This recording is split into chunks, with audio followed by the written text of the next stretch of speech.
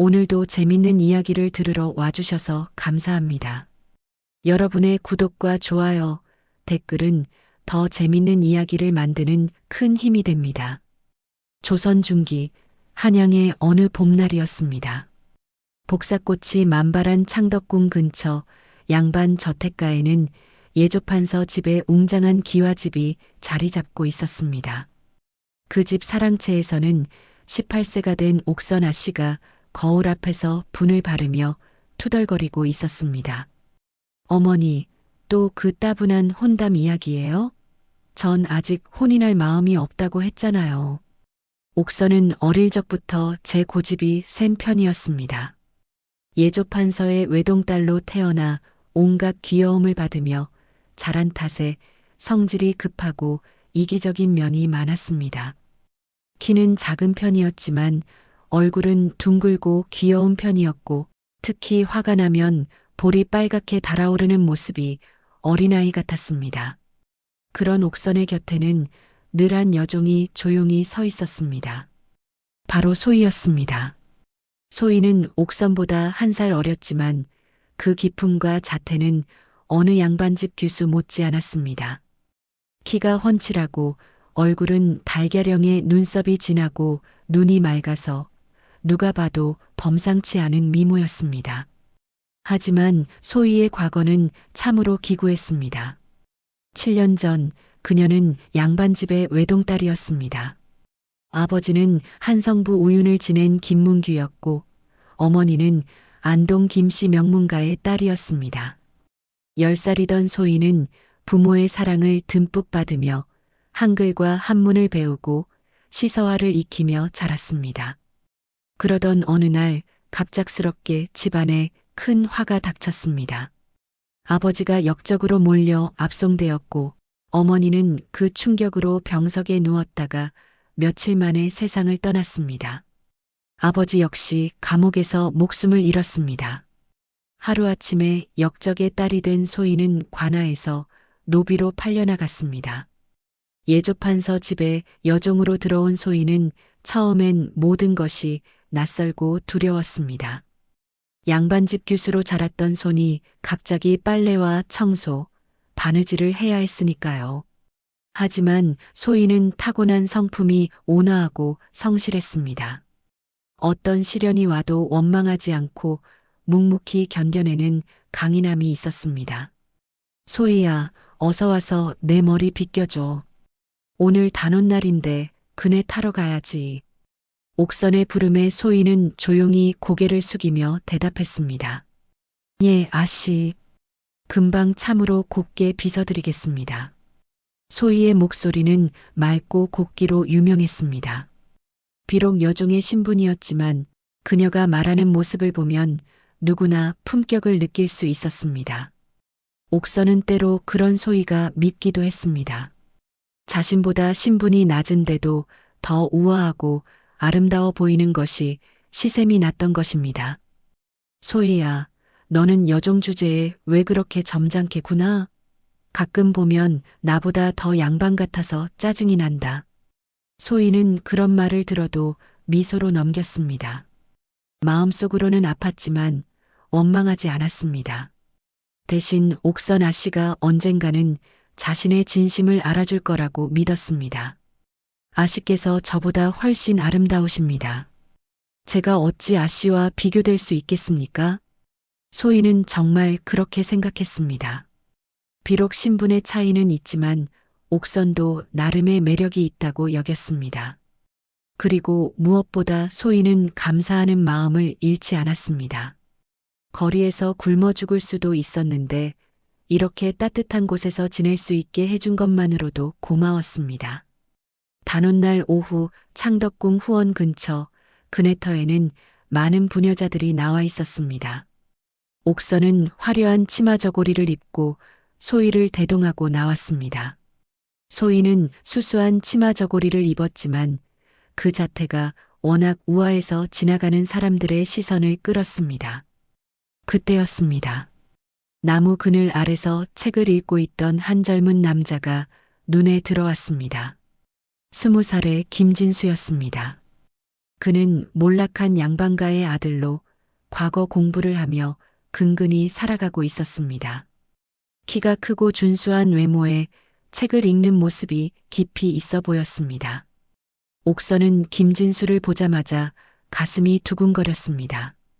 지금까지 만난 남자들 중에서 가장 마음에 드는 사람이었습니다. 그 순간 옥선의 마음속에는 이상한 감정이 일어났습니다. 처음 느끼는 사랑의 감정이었습니다. 저분이 누구실까? 정말 멋지시네. 옥선은 소희에게 속삭였습니다. 소희야, 저 양반이 누군지 알아봐. 소희는 옥선의 표정을 보고 무슨 일인지 알 수 있었습니다. 아씨가 저 남자에게 마음을 둔 것 같았습니다. 소희는 조심스럽게 다른 여종들에게 물어보았습니다. 저분은 김진수 도령이라고 하네요. 몰락한 양반가 출신이지만 학문이 뛰어나다고 소문이 났답니다. 그날부터 옥선과 김진수는 자주 만나게 되었습니다. 옥선은 온갖 핑계를 대며 그네터에 나갔고 김진수도 옥선의 아름다움에 반해 매일 그 자리에서 기다렸습니다. 둘 사이에는 뜨거운 사랑이 피어올랐습니다. 그런데 문제가 생겼습니다. 예조판서는 딸의 혼담을 진행하고 있었던 것입니다. 상대는 좌의정 댁의 큰아들 윤선우였습니다. 23세의 윤선우는 문물을 겸비한 인재였지만 정략 결혼을 원치 않아 혼인을 미루고 있던 참이었습니다. 예조판서와 부인은 이 혼사가 성사되면 가문의 위상이 한층 높아질 것이라 여겼습니다. 하지만 옥선은 김진수를 사랑하게 된 후로는 다른 남자와의 혼인을 생각만 해도 괴로웠습니다. 아버지, 전 그분과 혼인하기 싫어요. 제가 좋아하는 사람이 따로 있어요. 무슨 소리냐? 내가 좋아하고 싫어하고가 중요한 게 아니다. 이 혼사는 우리 집안의 미래가 걸린 문제란 말이다. 예조판서의 호통에도 옥선은 굽히지 않았습니다. 그리고 그날 밤 김진수와 만나 속마음을 털어놓았습니다. 도련님, 저는 도련님 아니면 안 돼요. 아버지께서 억지로 혼인을 시키려 하시니 우리 함께 도망가요. 김진수도 옥선을 진심으로 사랑했습니다.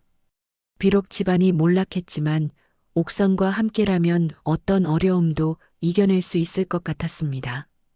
그런 두 사람을 지켜보던 소희의 마음은 착잡했습니다. 옥선 아씨가 행복해하는 모습을 보면 기뻤지만 한편으로는 걱정이 되었습니다. 예조판서의 성격을 아는 소희는 이 일이 좋지 않게 끝날 것 같은 불안감을 떨칠 수 없었습니다. 드디어 혼인날이 정해졌습니다. 음력 8월 보름, 추석을 며칠 앞둔 날이었습니다. 좌의정 댁에서는 성대한 혼례를 준비했고 예조판서 댁에서도 바쁘게 혼수를 준비했습니다. 하지만 옥선의 마음은 이미 정해져 있었습니다. 혼인 전날 밤 그녀는 소희를 불러 편지 한 통을 건넸습니다. 소희야, 이 편지를 내일 아침에 어머니께 드려라. 그리고 미안하다. 편지에는 김진수와 함께 도망간다는 내용이 적혀 있었습니다. 소희는 편지를 받아들고는 가슴이 철렁 내려앉았습니다. 이런 일이 벌어지면 예조판서 댁에 큰 화가 닥칠 것이 분명했습니다. 아씨, 다시 한번 생각해 보세요. 이렇게 되면 소희야, 넌 모를 거야. 사랑이 뭔지 말이야. 나는 진수 도련님이 아니면 살 수 없어. 옥선의 눈에는 결의에 찬 빛이 어려 있었습니다. 그녀의 마음속에는 오직 김진수와의 사랑밖에 없었습니다. 집안의 명예도 부모의 뜻도 모두 잊어버린 채 사랑에만 빠져 있었습니다. 그날 밤 옥선은 몰래 집을 빠져나갔습니다. 대문 근처에서 기다리고 있던 김진수와 손을 잡고 어둠 속으로 사라졌습니다. 두 사람의 마음은 설레고 두려우면서도 희망으로 가득했습니다. 이튿날 아침 소희가 편지를 건네자 예조판서 부인은 기절할 뻔했습니다. 이게 무슨 일이냐? 혼인날에 신부가 도망을 쳤다니 예조판서 역시 하늘이 무너지는 기분이었습니다. 이미 좌의정 댁에는 혼례 준비가 모두 끝난 상태였습니다. 만약 이 혼사가 무산되면 두 집안의 체면이 말이 아니었습니다. 더욱이 좌의정의 권세를 생각하면 자신의 관직까지 위험할 수 있었습니다. 여보, 어떻게 하면 좋을까요? 좌의정 댁에서 곧 가마가 올 텐데. 예조판서 부인은 울음을 터뜨렸습니다. 그때 예조판서의 눈에 소희가 들어왔습니다. 평소에도 옥선과 비슷한 키에 더 뛰어난 미모를 가진 소희를 보며 한 가지 생각이 떠올랐습니다. 그래, 소희를 옥선으로 대신 시집 보내자. 여보, 그게 무슨 말씀이세요? 여종을 어떻게 해? 지금 상황에서는 이 방법밖에 없어. 소희는 옥선보다 더 예쁘고 품격도 있잖아. 게다가 한문도 알고 예의범절도 옥선보다 낫고 혼례복을 입고 얼굴을 가리면 누가 알겠어? 소희는 이 말을 듣고 온몸이 떨렸습니다. 자신이 옥선 아씨를 대신해서 혼인을 한다는 것이 믿어지지 않았습니다. 대감마님, 저는 여종입니다. 어떻게 감히. 소희야, 이건 명령이다. 내가 아니면 우리 집안이 망하게 된다. 내가 우리 집안을 구해야 해. 예조판서의 간절한 부탁에 소희는 더 이상 거부할 수 없었습니다. 그동안 이 집에서 보살핌을 받았던 은혜를 생각하면 거절할 수 없었습니다. 하지만 마음은 복잡했습니다. 내가 과연 이런 일을 해도 되는 걸까? 만약 들키면 어떻게 될까? 소희의 마음은 두려움과 걱정으로 가득했습니다. 하지만 다른 한편으로는 한 번도 경험해보지 못한 양반집 며느리의 삶에 대한 호기심도 있었습니다. 예조판서 부인은 소희에게 신신당부했습니다. 소희야, 절대로 들켜서는 안 된다. 내가 여종이라는 걸 알면 우리 집안은 물론이고 너도 죽게 되는 거야. 무슨 일이 있어도 옥선인 척해야 해. 혼례일이 되었습니다. 소희는 화려한 혼례복을 입고 족두리를 썼습니다. 거울 속에 자신이 낯설어 보였습니다. 어린 시절 상상했던 자신의 혼례와는 전혀 다른 모습이었습니다. 어머니, 아버지, 딸이 이런 거짓으로 혼인을 하게 되었어요. 용서해 주세요. 소희는 마음속으로 돌아가신 부모님께 빌었습니다. 하지만 이미 돌이킬 수 없는 상황이었습니다. 가마를 타고 좌의정 댁으로 향하는 동안 소희의 마음은 천갈래 만갈래로 찢어지는 것 같았습니다. 앞으로 어떻게 될지 모르는 두려움과 함께 한편으로는 새로운 삶에 대한 간절함도 있었습니다. 좌의정 댁은 예조판서 댁보다 훨씬 크고 웅장했습니다. 대문부터 사랑채, 안채, 별당까지 모든 것이 화려하고 품격이 있었습니다. 소희는 이런 집에서 며느리로 살게 된다는 것이 꿈만 같았습니다. 신랑 윤선우는 23세의 젊은 나이에 이미 장원급제를 한 수재였습니다. 키가 훤칠하고 용모가 준수했으며 특히 눈빛이 깊고 카리스마가 있었습니다. 하지만 그의 표정은 시종일관 차갑고 무뚝뚝했습니다. 윤선우는 이번 혼인을 달가워하지 않았습니다. 옥선이 말괄량이라는 소문을 들었던 터라 처음부터 마음을 닫고 있었습니다. 게다가 정략 결혼 자체가 그의 성미에 맞지 않았습니다. 하필 왜 이런 혼인을 해야 하나? 아버지의 뜻이라지만 참으로 괴롭구나. 혼례 중에도 윤선우는 신부의 얼굴을 제대로 보려 하지 않았습니다. 그저 의례적인 절차만 치르고 있을 뿐이었습니다. 하지만 소희는 달랐습니다. 비록 거짓 혼인이었지만 예를 갖춰 정성스럽게 혼례를 치렀습니다. 시부모님께 인사드릴 때도 격식에 맞춰 정중하게 절을 했고 말씨도 공손하고 아름다웠습니다. 좌의정 부부는 며느리의 첫인상에 만족했습니다. 과연 예조판서 댁 딸답게 예의가 바르구나. 얼굴도 예쁘고 말씨도 곱네. 우리 선우가 복이 많다. 하지만 정작 윤선우는 신부에게 관심을 보이지 않았습니다. 혼례가 끝난 후에도 신방을 찾지 않고 사랑채에서 혼자 지냈습니다. 소희는 새로운 환경에 적응하기 위해 노력했습니다. 비록 여종 출신이었지만 어릴 적 배운 교양과 예의범절이 몸에 배어 있었습니다. 시부모님께 문안을 드릴 때도 정성스럽게 했고 집안의 여종들에게도 따뜻하게 대했습니다. 특히 소희는 집안의 여종들을 보면 예전 자신의 모습이 떠올라 더욱 자상하게 대했습니다. 춥지 않니? 이 옷을 더 입어라. 몸이 아프면 언제든 말해라. 쉬도록 해줄게. 이런 소희의 행동은 집안 사람들에게 깊은 인상을 주었습니다. 보통 양반집 며느리들은 여종들을 무시하거나 함부로 대하는 경우가 많았는데 소희는 정반대였습니다. 좌의정 부인은 며느리의 이런 모습이 무척 마음에 들었습니다. 우리 며느리는 정말 마음씨가 곱구나. 저렇게 아랫사람들까지 챙기는 걸 보니 훌륭한 안주인이 될 것 같아. 하지만 윤선우는 여전히 소희에게 냉담했습니다. 그는 매일 밤 기생집이나 친구들과 어울리며 시간을 보냈습니다. 소희는 혼자서 신방을 지키며 남편을 기다렸지만 윤선우는 좀처럼 돌아오지 않았습니다. 소희의 마음은 서글프고 외로웠습니다. 비록 거짓 혼인이었지만 이제 이 집의 며느리가 된 이상 정성을 다하고 싶었습니다. 하지만 남편이 자신을 외면하니 어떻게 해야 할지 몰랐습니다. 서방님께서 나를 미워하시는구나. 아마 내가 마음에 들지 않으시나 보다.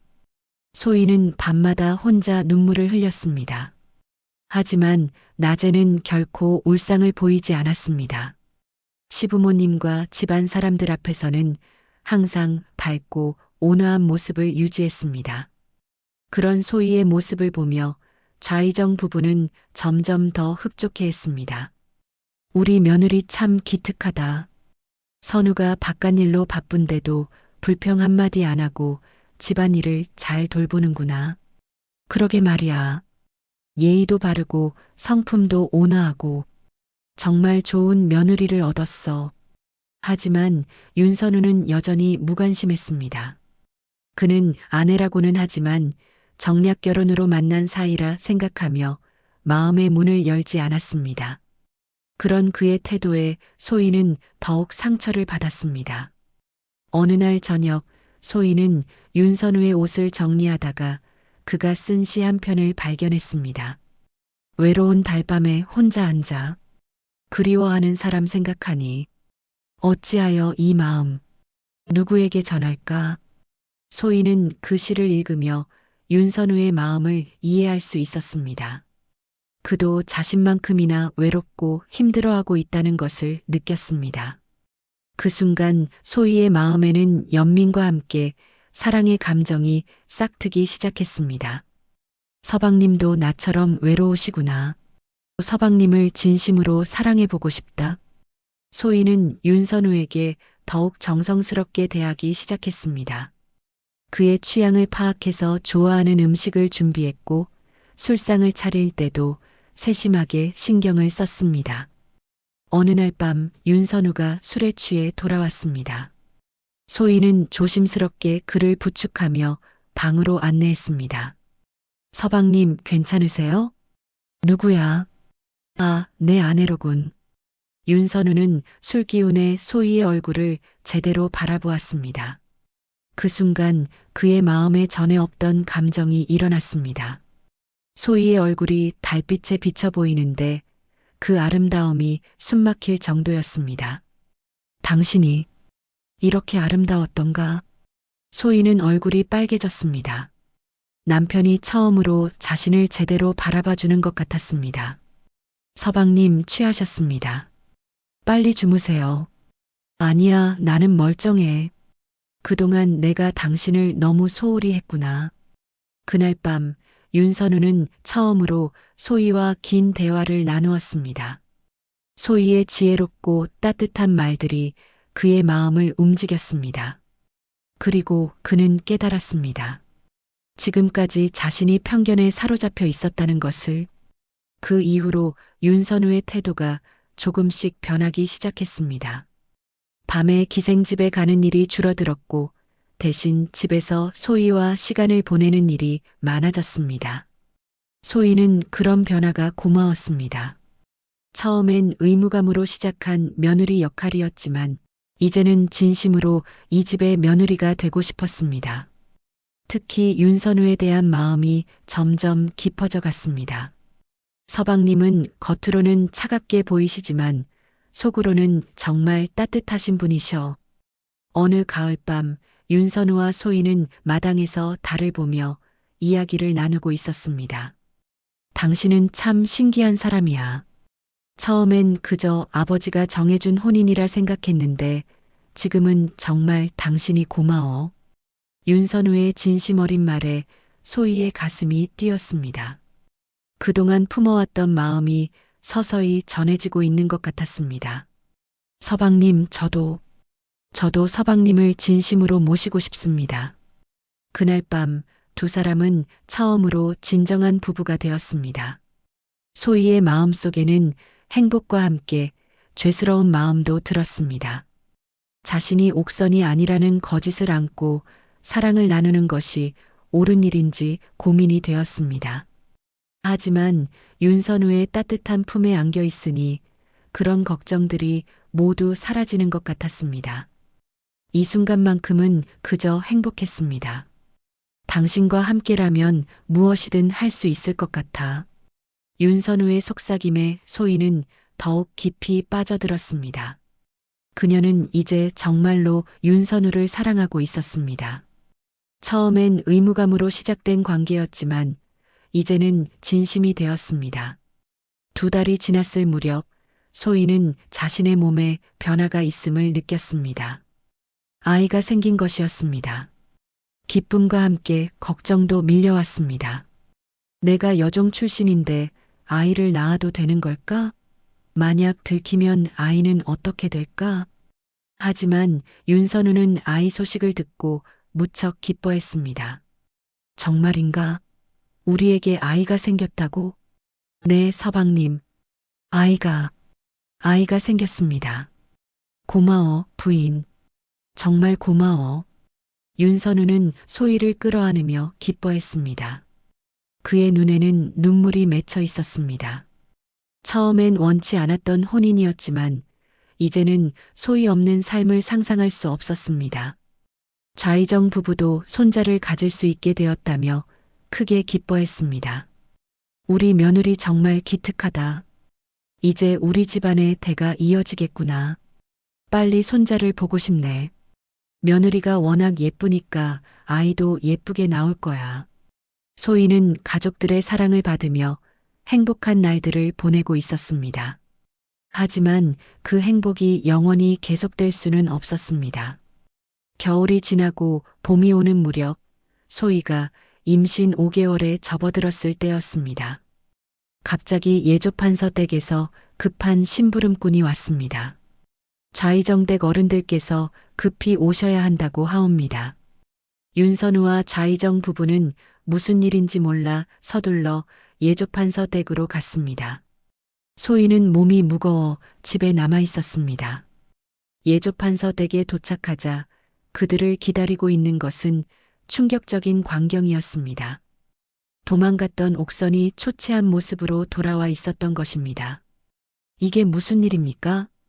좌이정의 엄한 목소리에 예조판서는 머리를 조아리며 사실을 털어놓았습니다. 죄송합니다. 사실은 지금 사돈댁에 있는 사람이 제 딸 옥선이 아닙니다. 무슨 말씀이십니까? 제 딸 옥선이 혼인 전날 밤에 도망을 가서 어쩔 수 없이 저희 집 여종 소희를 대신 시집 보낸 것입니다. 좌이정 부부와 윤선우는 귀를 의심했습니다. 지난 몇 달간 자신들이 며느리로 사랑해온 소희가 여종이라는 것이 믿어지지 않았습니다. 여종을 우리 집 며느리로 속였다는 말입니까? 예조판서 부인이 울며 말했습니다.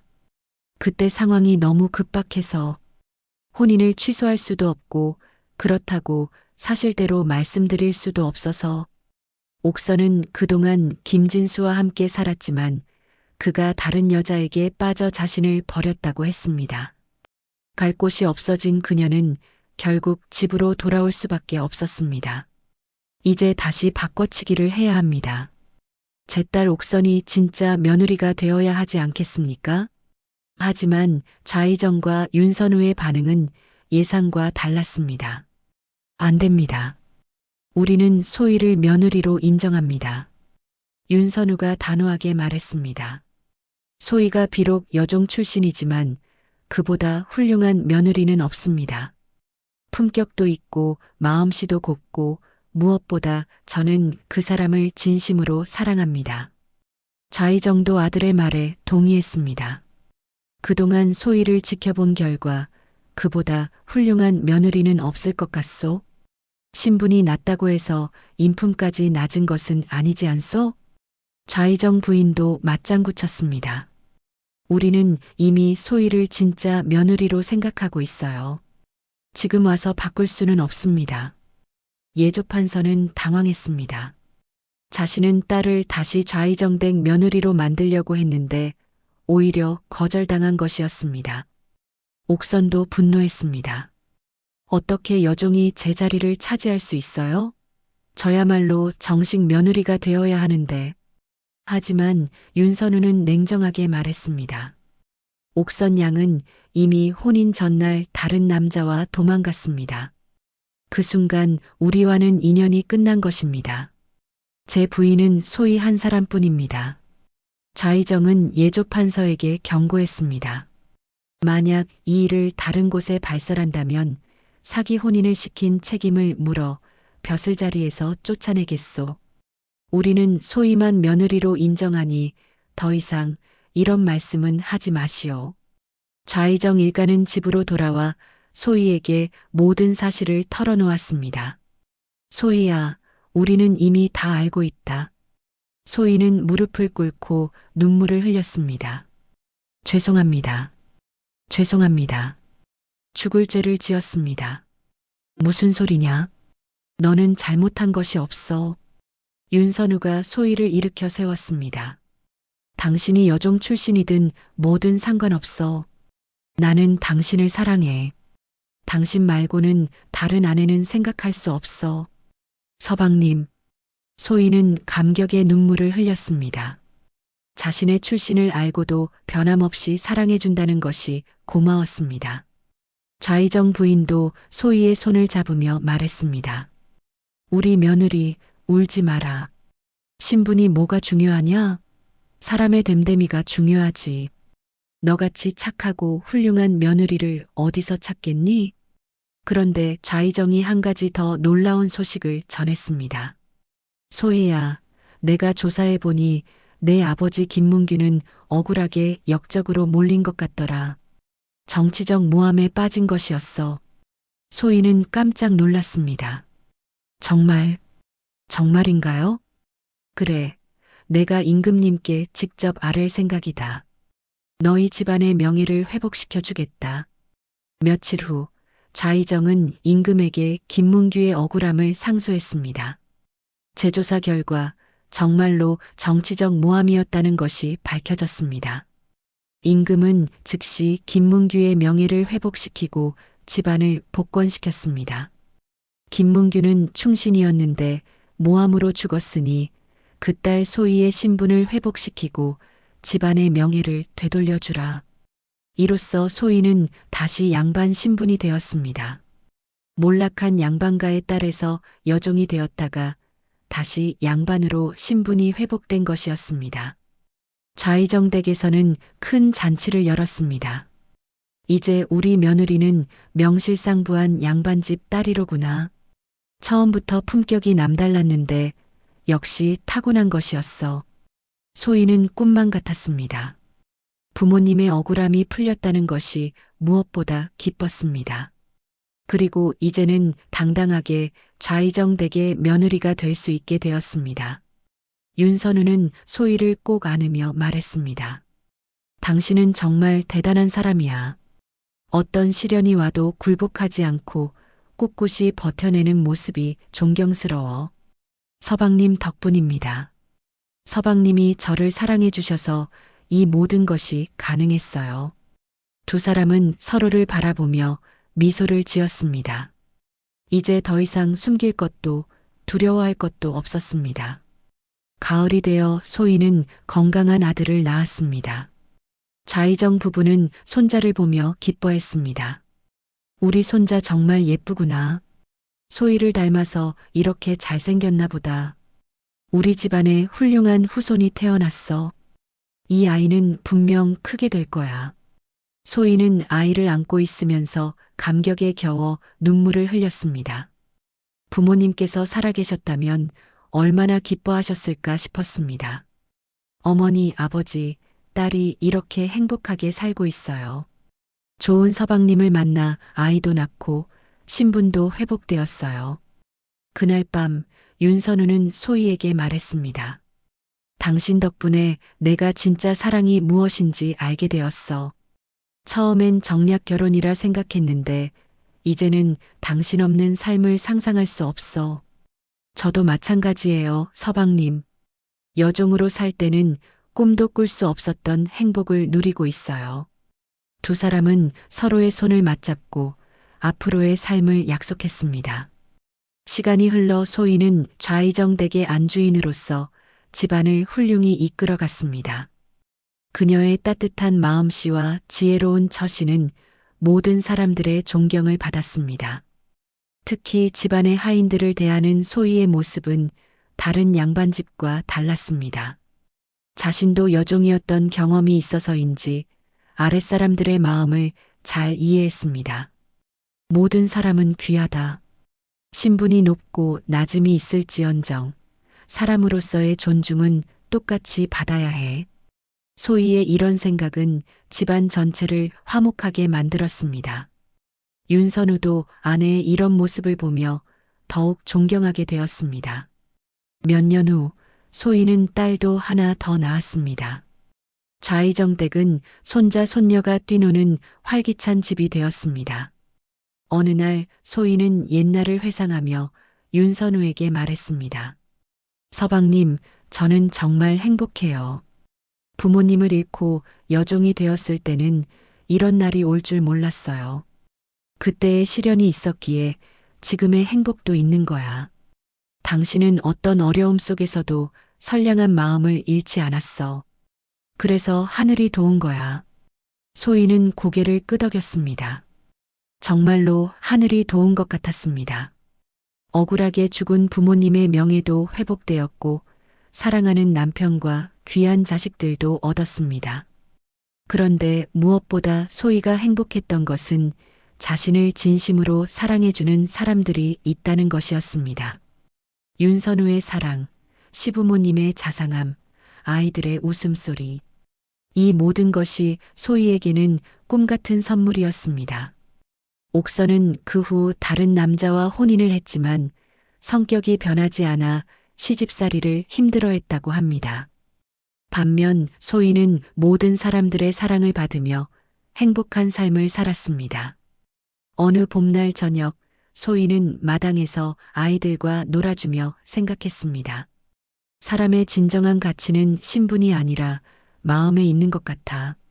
착한 마음으로 살다 보면 언젠가는 좋은 일이 생기는 것 같아. 윤선우가 관청에서 돌아와 이런 소희의 모습을 보며 미소를 지었습니다. 자신의 아내가 이렇게 아름답고 현명한 여인이라는 것이 자랑스러웠습니다. 부인, 뭘 그렇게 생각하시오? 그냥 우리가 이렇게 행복하게 살 수 있어서 감사한 마음이 들어서요. 나도 그래. 부인을 만난 것이 내 인생 최고의 행운이야. 두 사람은 서로를 바라보며 활짝 웃었습니다. 아이들도 부모의 행복한 모습을 보며 함께 웃었습니다. 해가 지고 달이 떠올랐습니다. 소희는 가족들과 함께 달을 보며 소원을 빌었습니다. 이 행복이 오래오래 계속되기를, 그리고 모든 사람들이 저처럼 행복할 수 있기를. 소희의 소원처럼 그들의 행복은 오래도록 계속되었습니다. 소희는 현명한 안주인으로, 윤선우는 훌륭한 관료로, 아이들은 건강하고 착한 아이들로 자랐습니다. 후에 소희의 아들은 과거에 장원급제하여 높은 벼슬에 올랐고, 딸도 좋은 집안으로 시집가서 행복하게 살았습니다. 소희와 윤선우는 손자 손녀들을 보며 더욱 행복한 노년을 보냈습니다. 사람들은 소희의 이야기를 들으며 감탄했습니다. 참으로 신기한 일이로다. 여종에서 양반 부인이 되다니. 역시 사람은 마음씨가 중요한 것 같구나. 소의 부인처럼 착한 마음을 가지면 하늘이 돕는구나. 이렇게 소희는 온갖 시련을 겪으면서도 굴복하지 않고 결국 진정한 행복을 찾은 현명하고 아름다운 여인으로 기억되었습니다. 그녀의 이야기는 오랫동안 사람들 입에 오르내리며 착하게 살면 반드시 복을 받는다는 교훈을 전해주었습니다. 소희와 윤선우 그리고 그들의 자손들은 대대로 행복하게 살았다고 전해집니다. 진정한 사랑은 신분을 뛰어넘는다는 것, 그리고 착한 마음으로 살다 보면 언젠가는 좋은 일이 생긴다는 것을 보여준 아름다운 이야기였습니다.